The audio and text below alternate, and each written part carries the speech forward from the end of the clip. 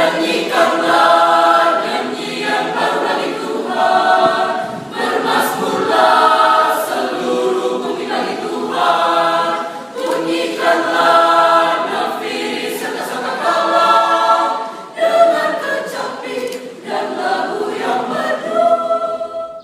Selamat hari Minggu bagi kita semua, Bapak Ibu Saudara-saudari yang terkasih. Kita bersatu di dalam doa.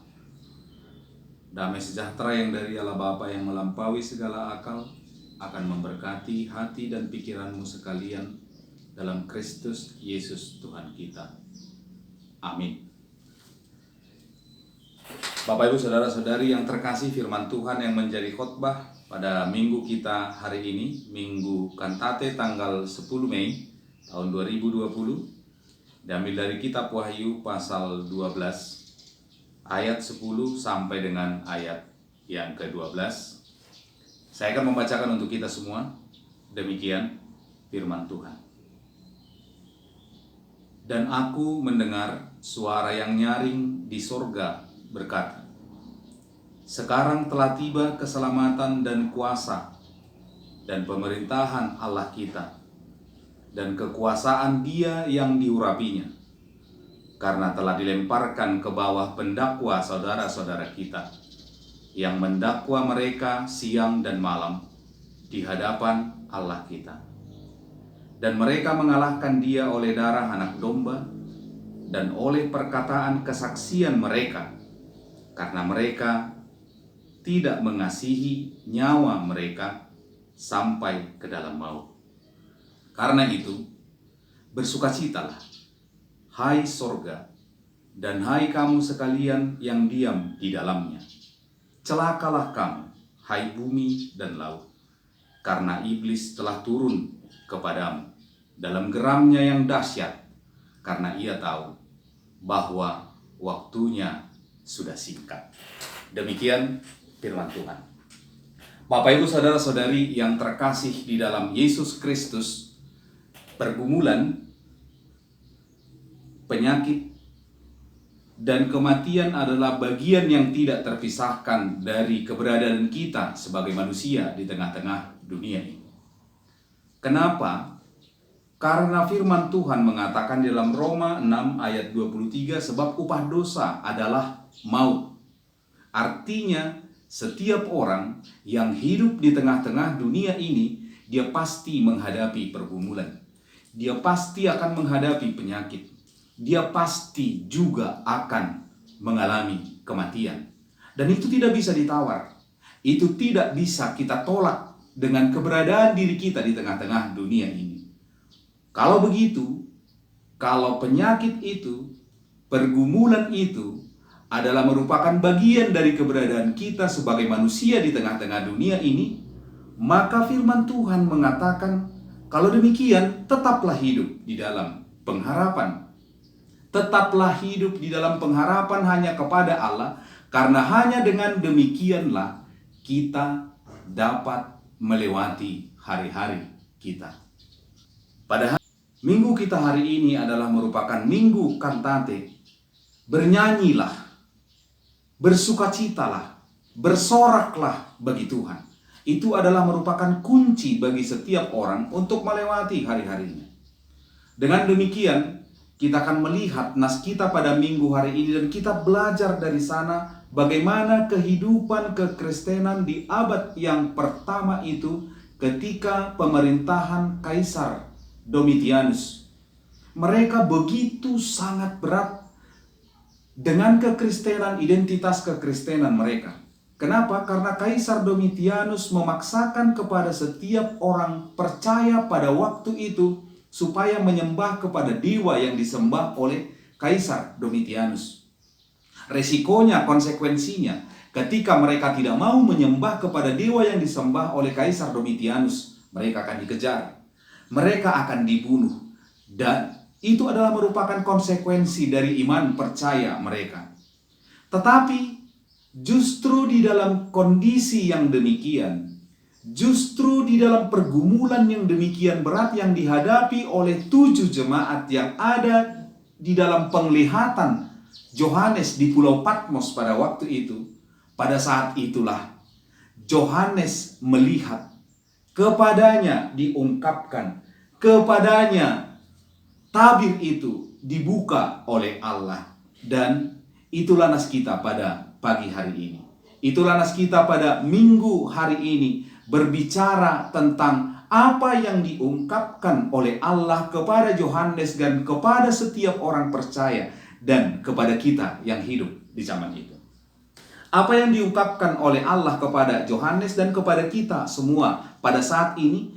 Yang pertama dikatakan, sekarang telah tiba keselamatan dan kuasa dan pemerintahan Allah kita.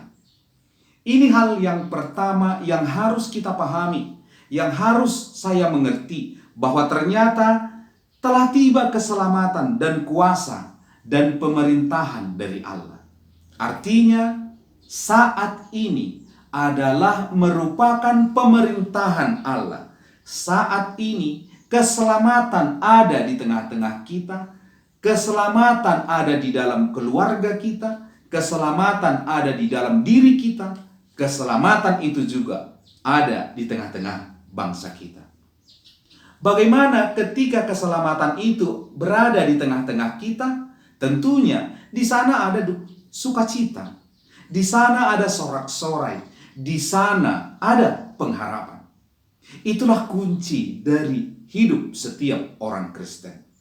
Jangan pernah hilang dari dalam diri kita pengharapan, sukacita, dan damai sejahtera, karena di sanalah Allah berdiam dan kita ada di dalamnya. Bapak Ibu saudara-saudari yang terkasih di dalam Kristus Yesus, bagaimana keselamatan Allah itu bisa terwujud di dalam penglihatan Yohanes di dalam nas kita ini? Bagaimana itu bisa terwujud? Yang pertama dikatakan di dalam nas kita ini, oleh darah anak domba, oleh darah Kristus. Dengan darah Kristuslah keselamatan itu ada di dalam diri kita. Dengan darah Kristuslah kita bisa melewati penderitaan. Dengan darah Kristuslah kita bisa menghadapi pergumulan. Dengan darah Kristuslah kita dikuatkan untuk melewati hari-hari kita, mengalahkan pandemi COVID-19 ini. Tidak ada yang lain. Hanya oleh darah Kristus. Hanya oleh bilur darah Kristus. Jika darah Kristus bisa mengalahkan kuasa maut, jika darah Kristus bisa mengalahkan kuasa iblis, jika pendakwa-pendakwa kita bisa dikalahkan oleh darah Kristus, maka darah Kristus juga bisa menyertai kita melewati hari-hari kita. Yang kedua, keselamatan itu justru ternyata ada dari diri kita, terwujud dari diri kita. Kita lihat di dalam firman Tuhan pada hari ini, di ayat yang ke-11 dikatakan, oleh perkataan kesaksian mereka, oleh kesaksianmu, oleh kesaksianku, oleh kesaksian orang percaya di seluruh dunia ini, maka keselamatan yang dari Allah itu di dalam darah domba itu akan terwujud. Luar biasa. Ternyata kesaksian saya juga bisa mendatangkan keselamatan. Ternyata kesaksian keluarga saya juga bisa mendatangkan keselamatan. Ternyata kesaksian bangsa kita, kesetiaan bangsa kita, dan kepatuhan rakyat Indonesia ini ternyata juga bisa membawa keselamatan bagi kita semua. Itulah sebabnya diri kita, pribadi kita sebagai orang percaya juga adalah merupakan penentu di dalam sukacita itu. Bapak Ibu saudara-saudari yang terkasih di dalam Yesus Kristus, yang terakhir dikatakan di dalam nas kita ini, bagaimana kemudian kita merespon? Bagaimana kita merespon keselamatan yang ada di tengah-tengah kita? Bagaimana kita merespon ketika Allah mengalahkan kuasa maut dengan darah anak domba? Bagaimana respons kita? Di ayat 12 dikatakan, karena itu bersukacitalah. Karena itu bersukacitalah. Karena itu Bapak Ibu Saudara-saudari yang terkasih, saya ulangi, bersukacitalah. Karena dengan bersukacitalah, dengan menyanyikan nyanyian baru, dengan berkantatelah, kita merespons anugerah Allah itu. Sukacita itu tidak berasal dari luar diri kita, tetapi sukacita itu berasal dari diri kita. Sukacita itu dibentuk oleh diri kita karena Allah berdiam di dalam diri saya. Itulah sebabnya sukacita itu juga diam di dalam diri saya. Sukacita itu juga ada di dalam diri saya. Bapak Ibu Saudara-saudari yang terkasih, medis juga mengatakan bahwa ternyata imunitas tubuh itu bisa terbentuk dengan baik ketika suasana hati kita ada di dalam keadaan sukacita. Bahkan firman Tuhan mengatakan sukacita adalah obat. Sukacita adalah penyembuh. Itulah sebabnya saudara-saudari yang terkasih, kita diajak pada minggu hari ini, mari kita berkantate. Mari kita nyanyikan nyanyian baru di dalam pergumulan kita ini. Karena setiap orang menghadapi pergumulan, setiap orang menghadapi penyakit. Karena itu, tetaplah bersukacita, menyambut keselamatan yang dari Allah kita. Tetaplah bersukacita. Jangan sampai sukacita itu hilang dari diri kita. Amin. Kita berdoa.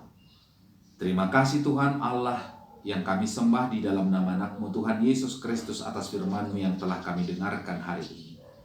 Jadikan kami menjadi pembawa terang di tengah-tengah kehidupan kami, supaya kesaksian kami juga merealisasikan dan menyempurnakan keselamatan yang Engkau berikan melalui anak domba yang kudus. Ya Tuhan Yesus Kristus, berkati setiap warga jemaat-Mu, setiap warga negara di tengah bangsa kami ini untuk bersama-sama menghadapi pergumulan melewati pandemi COVID-19 ini. Berkati juga pemerintah kami, berkati pemimpin-pemimpin gereja kami Tuhan. Ampuni segala dosa dan kesalahan kami. Dalam Kristus Yesus kami berdoa dan mengucap syukur. Amin.